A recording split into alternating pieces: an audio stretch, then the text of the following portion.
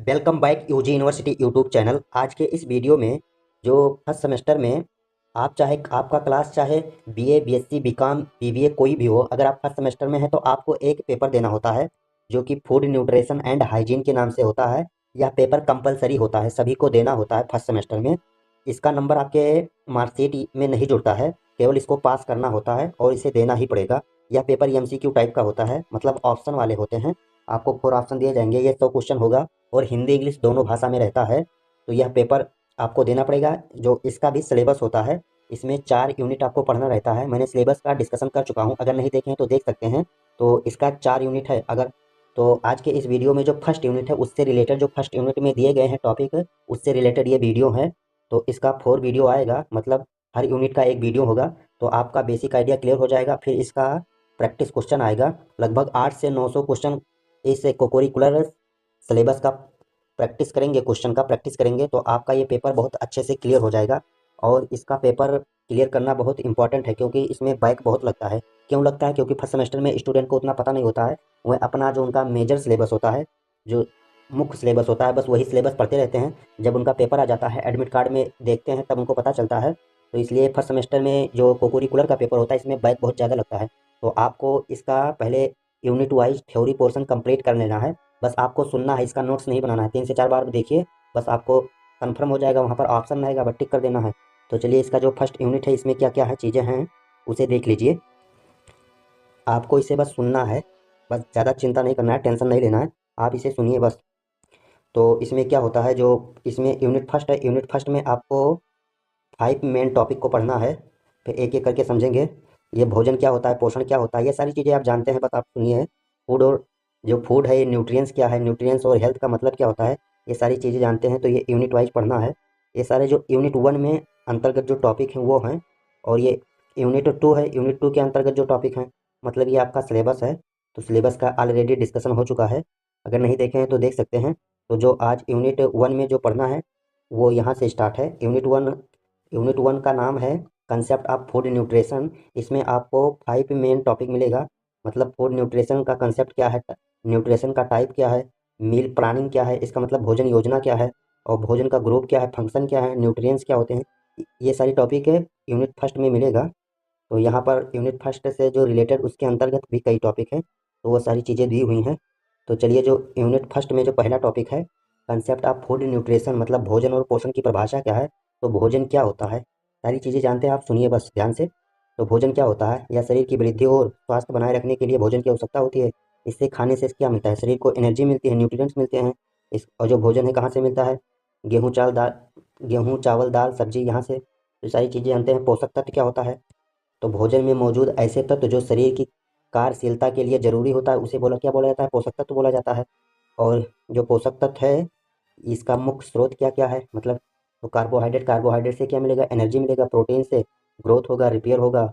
जो फैट है, वसा है, ये एनर्जी को स्टोर करता है। विटामिन क्या करता है, शरीर के केमिकल रिएक्शन में मदद करता है। ये सारी चीज़ें आप जानते हैं। यहीं से क्वेश्चन बनता है, कौन सा विटामिन पानी में घुलनशील है, कौन सा जो वसा है, वसा में घुलनशील विटामिन का नाम बताइए। इस टाइप से कुछ प्रश्न बनते हैं, मैं आपको प्रीवियस ईयर क्वेश्चन प्रोवाइड करूंगा। वाटर क्या करता है, या न्यूट्रिएंट्स को ट्रांसफर और बॉडी टेम्परेचर को कंट्रोल करता है। तो ये सारी चीज़ें हैं। पोषक तत्व कितने प्रकार के होते हैं, तो 7 प्रकार के होते हैं। इस टाइप से क्वेश्चन बन सकता है। पोषण क्या है, तो जो शरीर द्वारा पोषक तत्वों का उपयोग और एब्जॉर्प्शन के लिए प्रक्रिया होता है, मतलब वही पोषण है। इसका क्या काम होता है, तो एनर्जी प्रोडक्शन, ग्रोथ के लिए, बॉडी मेंटेनेंस के लिए, डिजीज से रक्षा के लिए। तो पोषण क्यों जरूरी है, पोषण इसलिए जरूरी है कि क्योंकि वहाँ से एनर्जी मिलेगा, बॉडी का ग्रोथ होगा, बॉडी मेंटेन्स रहेगी और बीमारी से लड़ने की क्षमता आएगी। अब स्वास्थ्य क्या होता है, तो फिजिकल, मेंटल और सोशल रूप से जो सभी चीज़ों में संपन्न हो, वही अच्छी स्वास्थ्य है। और स्वास्थ्य कब मिलेगा, जब सही पोषण होगा, शारीरिक गतिविधि होगी, मानसिक स्वास्थ्य होगा, पर्यावरण, जीवन शैली, सारी चीज़ें अच्छी होगी, तभी आपका स्वास्थ्य अच्छा होगा। और स्वास्थ्य के 3 मुख्य पहलू कौन कौन से हैं, तो फिजिकल, मेंटल, सोशल। ये सारे आपके एमसीक्यू में प्रश्न बन जाते हैं। तो आपको जो आता है वो भी गलत हो जाता है, क्योंकि कन्फ्यूजन ऐसा ऑप्शन रहता है जिससे आप कन्फ्यूज हो सकते हैं। कन्फ्यूजन वाले ऑप्शन रहते हैं, तो आप पढ़े रहेंगे तो अच्छा रहेगा। बैलेंस डाइट क्या होता है, मतलब संतुलित आहार क्या होता है, तो ऐसे आहार जिसमें सभी पोषक तत्व सही मात्रा में मौजूद हों, उसे बोला जाता है बैलेंस डाइट। मतलब सही मात्रा में हो कंपोनेंट, कोई चीज़ आप ज़्यादा खा लें तो क्या होगा, प्रॉब्लम हो जाएगा। तो सारी चीज़ें क्या होना चाहिए, डाइट में सारी चीज़ें बराबर मात्रा में होना चाहिए, बैलेंस में होना चाहिए। Carbohydrate, protein, fats, vitamin, water, इन सारी चीज़ों का एक बैलेंस बना कर रखना चाहिए। कोई चीज़ ज़्यादा या कम होने से क्या होगा, प्रॉब्लम होगा। और इनका क्या महत्व है, तो इनका क्या महत्व है, बॉडी के ग्रोथ होगा, रिपेयर होगा। कोई जैसे हमारी कोई कोशिका डैमेज हो गई तो क्या करेंगे, रिपेयर करेंगे, एनर्जी प्रोवाइड करेंगे, इम्यूनिटी को स्ट्रांग करेंगे। इस इन सब में इनकी ज़रूरत होती है। और क्या करेंगे, डिजीज से हमारी रक्षा करेंगे, मतलब प्रिवेंस करेंगे। बैलेंस डाइट में कौन कौन से न्यूट्रिएंट्स होने चाहिए, तो उसमें क्या होगा, कार्बोहाइड्रेट, प्रोटीन, फैट, विटामिन, ये सारी चीज़ें होंगी। अब चलिए इसका यूनिट 2 का जो मेन टॉपिक था दूसरा, मतलब पोषण के प्रकार। तो पोषण, एक सही पोषण होगा, मतलब ऑप्टिमम न्यूट्रिएंट्स, इसे हिंदी में सही पोषण बोला जाता है। इसका परिभाषा क्या है, जब शरीर में सभी पोषक तत्व सही मात्रा और संतुलित रूप में मिलते हैं तो उसे सही पोषण बोला जाता है। इसका महत्व देख लीजिए, इसका क्या महत्व है। इसका महत्व यह है कि शरीर का ग्रोथ होगा, डेवलपमेंट होगा। अगर आपके शरीर को सही पोषण मिलेगा तो क्या होगा, आपका शरीर ग्रोथ करेगा, डेवलपमेंट करेगा। अगर वो एनर्जी पर्याप्त मिलती है, अगर सही पोषण मिलेगा तो एनर्जी भी पर्याप्त मिलेगी और डिजीज से प्रिवेंशन में मदद मिलेगा, मतलब बीमारियों से लड़ने की क्षमता आएगी। इसका एग्जाम्पल देख लीजिए। बैलेंस डाइट क्या है, कार्बोहाइड्रेट, प्रोटीन, फैट, सारी चीज़ें हैं, आप जानते हैं। अगर हमारे शरीर को पर्याप्त पोषण ना मिले तब क्या होगा, जब शरीर को पोषण की ज़रूरत से कम मात्रा में न्यूट्रिएंट्स मिलते हैं, मतलब जितना हमारे शरीर की आवश्यकता है उससे कम हमारे शरीर को न्यूट्रिएंट्स मिलेंगे, तो क्या होगा, तो क्यों कम मिलेगा, आप कम भोजन करते होंगे या खराब गुणवत्ता वाला भोजन करते होंगे। आवश्यकता से ज़्यादा होने पर क्या होगा, इसका प्रभाव से क्या होगा, शरीर की वृद्धि कम होगी, रोग प्रतिरोधक क्षमता कम हो जाएगी। मतलब आपके शरीर को जब प्रॉपर न्यूट्रिएंट्स नहीं मिलेगा तो ये सारे कारण हो सकते हैं। थकान होगा, कमजोरी होगी, पोषण में कमी होगा। अधिक पोषण से क्या होगा, अगर कोई चीज़ आप अधिक ज़रूरत से ज़्यादा खा लेंगे तब क्या होगा, तब शरीर को ज़रूरत से ज़्यादा न्यूट्रिएंट्स मिल जाएंगे। ज़्यादा खाएंगे, ज़्यादा न्यूट्रिएंट्स मिलेंगे। तो इसका कारण क्या होगा, ज़्यादा खाना, ज़्यादा वसा और शुगर डाइट ज़्यादा हो जाएगा, तो क्या होगा, फिजिकल एक्टिविटी कम हो जाएगी। और इसका नेगेटिव प्रभाव क्या पड़ेगा, आप मोटे हो जाएंगे, डायबिटीज़ हो जाएगा। आप कोई चीज़ ज़्यादा खाएंगे तो क्या होगा, मोटे होंगे। और क्या होगा, कार्डियोवैस्कुलर होगा, डिजीज हो जाएगा, मतलब हृदय रोग हो जाएगा। जॉइंट प्रॉब्लम में समस्या आएगी। इसका तीसरा मेन टॉपिक देखिए, यूनिट 1 के अंतर्गत तीसरा मेन टॉपिक देखिए। तो इसका तीसरा मेन टॉपिक है भोजन योजना क्या होता है। तो मील प्लानिंग का मतलब है कि दिन भर के सही प्रकार मात्रा में भोजन तैयार करना, मतलब आप पूरी दिन का दिनचर्या बना लीजिए, कितना टाइम भोजन करना है, मतलब भोजन प्लानिंग। तो इसका उद्देश्य क्या होता है, शरीर को सभी आवश्यक पोषक तत्व सही मात्रा में मिले और स्वस्थ बना रहे। इसका इम्पोर्टेंट क्या है, तो शरीर को आवश्यक न्यूट्रिएंट सही समय पर मिल सके और एनर्जी सप्लाई होता है, दिन भर की गतिविधियों के लिए पर्याप्त एनर्जी मिल सके और सही पोषण से बीमारी का खतरा कम हो सके। तो ये सारी भोजन प्लान के अंतर्गत ये सारी चीज़ें को ध्यान रखना पड़ता है। सारी चीज़ें आप जानते हैं, बस आपको इसे देख लेना है। विकास में मदद और बच्चों किशोर की वृद्धि के लिए संतुलित भोजन चाहिए। और किस ओजन नियंत्रण हो, भोजन योजना का सिद्धांत, संतुलन, अपर्याप्त होगा, विविधता, सीमित मात्रा में, ये सारी चीज़ें सब इम्पॉर्टेंट है। मतलब पास करना है एग्ज़ाम, आपको इससे क्या मतलब है, आपको सिर्फ एग्ज़ाम पास करना है। ये सारी चीज़ें यूनिट फर्स्ट के अंतर्गत है, यहाँ से प्रश्न बनते हैं। तो चलिए इसे देख लेते हैं, वीडियो बहुत लंबी हो रही है। भोजन योजना के प्रकार देखिए, दैनिक भोजन, मौसमी भोजन, ये सारी चीज़ें बकवास, मतलब सिलेबस में दिया है तो मैंने इंक्लूड किया था। अब भोजन योजना के चरण क्या है, पोषण की आवश्यकता, मूल्यांकन होना चाहिए, भोजन का चयन होना चाहिए, भोजन का तैयारी करना चाहिए। ये सारी चीज़ें बकवास है, इसे स्किप करिए। चौथा पॉइंट देखिए, भोजन समूह में उनके कार्य क्या हैं। ये सारी यहाँ से क्वेश्चन ज़्यादा बनते हैं। जो कार्बोहाइड्रेट होता है, कार्बोहाइड्रेट का डिफिनीशन क्या होता है, तो कार्बोहाइड्रेट ऐसे पोषक तत्व होते हैं जो कि शरीर को तुरंत ऊर्जा प्रदान करते हैं। और कार्बोहाइड्रेट का स्रोत क्या होता है, इसका स्रोत क्या होता है, मतलब कहाँ से मिलेंगे, तो राइस से, गेहूँ, चावल, मक्का से मिलेंगे, शुगर से मिलेंगे, फ्रूट से मिलेंगे जैसे बनाना, केला, सब्जी से मिलेगा कार्बोहाइड्रेट। कार्बोहाइड्रेट का फंक्शन क्या होता है, यहाँ से क्वेश्चन बनता है।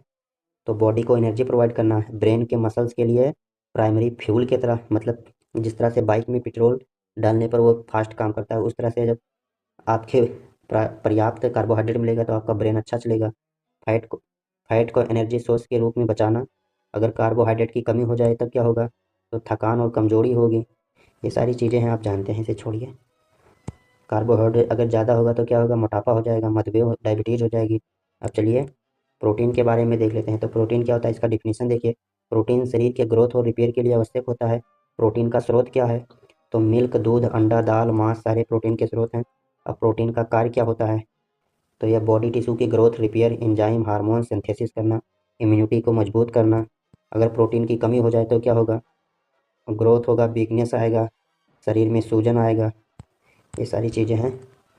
अगर प्रोटीन अधिक सेवन कर लिया जाए तो क्या होगा? गुर्दे की समस्या, मोटापा। अब वसा को देखिए, वसा वसा का डिफिनीशन देखिए पहले। तो वसा में न्यूट्रिएंट्स जो एनर्जी स्टोर करते हैं और शरीर को इंसुलेशन प्रदान करते हैं।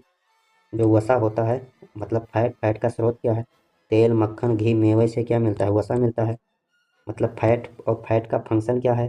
तो एनर्जी स्टोर करना, बॉडी टेम्परेचर को मेंटेन करना। और जो वसा वसा सालुबल विटामिन होते हैं, मतलब फैट में जो विटामिन घुल जाते हैं वो कौन से हैं? यहाँ से प्रश्न बहुत बनता है। तो विटामिन ए, डी, ई, के, ये सारे वसा में सालुबल हैं, मतलब वसा में घुलनशील विटामिन है। तो यहाँ से प्रश्न कई बार बना है, अब की बार भी बन सकता है। तो अगर फैट का जब कमी होगा तब क्या होगा? तो जो आपकी त्वचा होगी वो सूखी होगी। और क्या होगा? हार्मोनल इनबैलेंस होगा, मतलब हार्मोन का बैलेंस बिगड़ जाएगा। ग्रोथ क्या होगा? खराब हो जाएगा। अगर वसा का अधिक सेवन से क्या होगा? मोटापा होगा, कार्डियोवैस्कुलर बीमारी होगी। तो अब चलिए विटामिन को देख लेते हैं। विटामिन, तो इसका डिफिनीशन देखिए। विटामिन ऐसे न्यूट्रिएंट्स होते हैं जो शरीर के केमिकल रिएक्शन में मदद करते हैं। विटामिन का प्रकार देख लीजिए। तो यहाँ पर कुछ विटामिन होते हैं जो पानी में घुलनशील विटामिन होते हैं, कुछ विटामिन होते हैं जो वसा में घुलनशील होते हैं। तो पानी में घुलनशील विटामिन कौन कौन सा है? बी है, सी है। तो वसा में घुलनशील विटामिन क्या है? ये डी है, ई है, के है। ये विटामिन किस में घुलनशील होते हैं? ये वसा में घुलनशील होते हैं। तो यहाँ से प्रश्न बहुत बनता है। इसका फंक्शन क्या होता है? ग्रोथ, डेवलपमेंट, इम्यूनिटी बढ़ाना, विजन, स्किन, बोन हेल्थ को बढ़िया करना।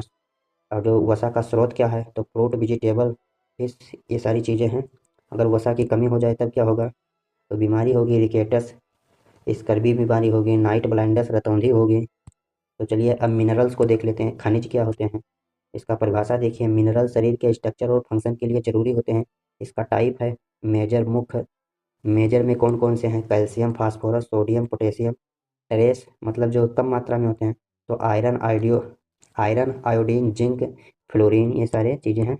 इसका फंक्शन देखिए। ये जो हड्डी होती है, दांत होता है, इसमें क्या होता है? कैल्शियम, फास्फोरस होता है। नर्व मसल फंक्शन क्या होता है? Sodium, potassium. ये सारे थ्योरी पोर्शन था। अगर अब चलिए वाटर को देख लेते हैं। वाटर क्या करता है? तो इसका महत्व क्या है? ये न्यूट्रिएंट को ट्रांसपोर्ट करता है, मतलब भेजने में हेल्प करता है पानी की मदद से। बॉडी के टेम्परेचर को कंट्रोल करता है और वेस्ट एलिमिनेशन से शरीर के अपशिष्ट को हटाने में काम करता है। तो चलिए आहार, फाइबर क्या होता है? ये सारे टॉपिक यूनिट फर्स्ट से हैं। यहाँ से प्रश्न बनता है, इसका परिभाषा क्या है? तो फाइब्रस पार्ट की प्लांट रूट होता है जो डाइजेशन में हेल्प करता है। इसका स्रोत क्या है, मतलब कहाँ से पाया जाएगा? तो ये होल ग्रेन में पाया जाएगा, वेजिटेटिव फ्रूट्स में पाया जाएगा। इसका फंक्शन क्या है? डाइजेशन को इम्प्रूव करना और कॉन्स्टिपेशन को रोकना, ब्लड शुगर, कोलेस्ट्रॉल कम करना, कंट्रोल करना। तो चलिए इसका नेक्स्ट टॉपिक देखते हैं, न्यूट्रिशन, पोषक तत्व। तो ये सारी चीज़ें पढ़ चुके हैं। एक होता है माइक्रो न्यूट्रिएंट्स, मुख्य पोषक तत्व। परिभाषा क्या है? ऐसे न्यूट्रिएंट्स जो शरीर को बड़ी मात्रा में चाहिए, जिससे कार्बोहाइड्रेट, प्रोटीन, फैट। अब कार्बोहाइड्रेट क्या होते हैं? ये सारी चीज़ें अभी कार्बोहाइड्रेट को ऊपर पढ़ा है, कहाँ पर मिलता है, इसका फंक्शन क्या है, ऊपर जो पढ़ा है वही है। इसमें क्या क्या है? फैट, विटामिन, सारी चीज़ें आप ऊपर पढ़ चुके हैं। तो इस तरह से यूनिट फर्स्ट कंप्लीट होता है। इस पर इसे देखिए और इसका कुछ टॉपिक छोड़ दीजिए। जो विटामिन, कार्बोहाइड्रेट, वसा से क्वेश्चन बनते हैं यूनिट फर्स्ट से, तो ये सारी टॉपिक इंपॉर्टेंट है और सब फालतू है, केवल पास करना होता है। तो चलिए वीडियो को एंड करते हैं। Thank for watching my video. मिलते हैं नेक्स्ट यूनिट के साथ। और इसका ज़्यादा से ज़्यादा एमसीक्यू